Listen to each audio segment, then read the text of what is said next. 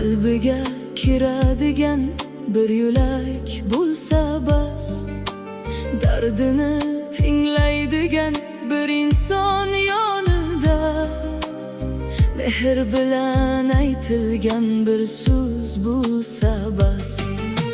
Qimmatbaho taqinchoq taqmasa mayli, ko'nglini bezaydigan e'tibor bo'lsin. Har kuni bayramday o'tmasa mayli, uyda qadrlovchi